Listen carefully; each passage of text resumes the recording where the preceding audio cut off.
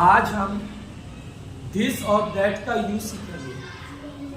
This means होता है यह और दैट मीन्स होता है वह। दिस पास की चीजों के लिए लगाया जाता है और दैट दूर की चीजों के लिए लगाया जाता है। चलिए देखते हैं use of this and that.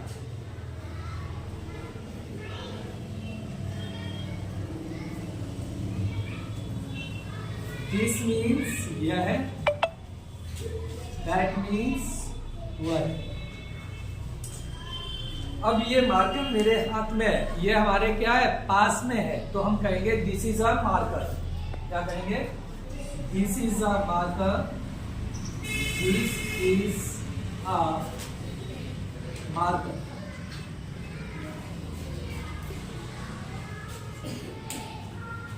ये पेन हमारे पास में है तो दिस इज अ पेन।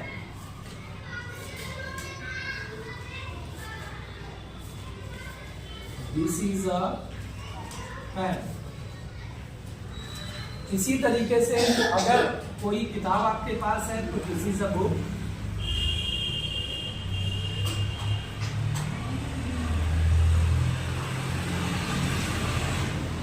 यहां पे चीजें बदलती रहेंगी। बुक है, यहाँ पे आप अगर कॉपी हाथ में है तो आप कहेंगे दिस इज अ कॉपी। ठीक, डस्टर हाथ में है, दिस इज अ डस्टर। ठीक, और अब यहीं पे हम बात कर लेते हैं, यहाँ पे हम ए का यूज कर रहे हैं क्योंकि ये सारे जो वर्ड हैं वो कॉन्सोनेंट साउंड से स्टार्ट हो रहे हैं। अगर यही वर्ड कोई ऐसे वर्ड हो जो वॉवेल साउंड से स्टार्ट हो तो वहां पे हमें एंड का यूज करना होगा। जैसे this is an import,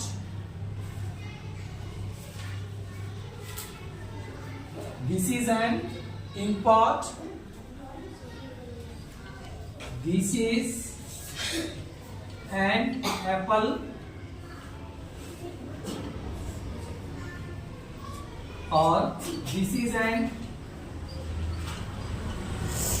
umbrella.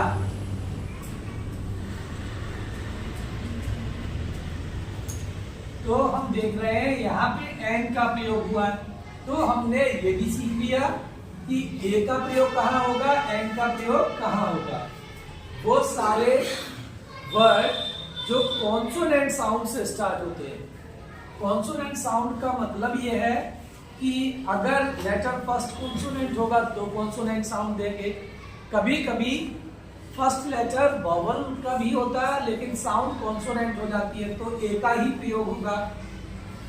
ठीक, जैसे आप यूनिवर्सिटी के पास खड़े हुए हैं तो किसी ने पूछा व्हाट इज दिस, ये चीज क्या है, तो आप बोलेंगे this is a university. University को हिंदी में कहते हैं विश्वविद्यालय, विश्वविद्यालय।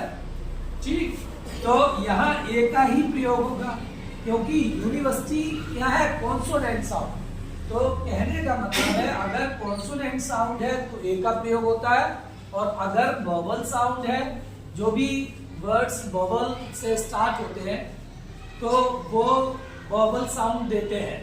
लेकिन कुछ ऐसे भी वर्ड हैं जो वॉवल से स्टार्ट होते हैं बट वॉवल साउंड नहीं देते, कॉन्सोनेंट साउंड दे देते हैं, जैसे यूनिवर्सिटी। ठीक, तो आप एक चीज याद रखें, अगर कॉन्सोनेंट साउंड है तो ए का प्रयोग होगा और वॉवल साउंड से वर्ड स्टार्ट हो रहा है तो एन का प्रयोग होगा। तो हमने सीखा दिस का प्रयोग। दिस का प्रयोग पास की चीजों के लिए किया जाता है, जैसे this is a marker, this is a duster, this is a stick.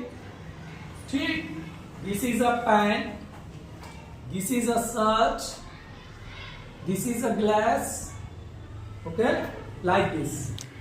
अगर यही चीजें दूर होती हैं, लाइक आपके क्लास में बहुत सारी चीजें दूर है तो उनके लिए हम दैट का प्रयोग करेंगे और इंडिकेट भी करेंगे। फिंगर से इंडिकेट भी कर सकते हैं।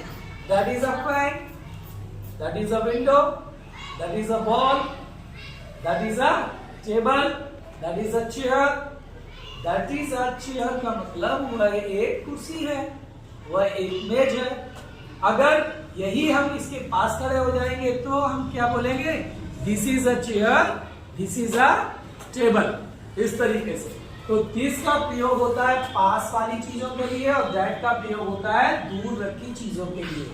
जो भी आपके कमरे में दूर है उसके लिए आप दैट का प्रयोग करेंगे और जो भी पास है उनके लिए दिस का प्रयोग करेंगे। तो ये this is the use of this. In next video we will learn the use of that and I will tell you some examples of it also.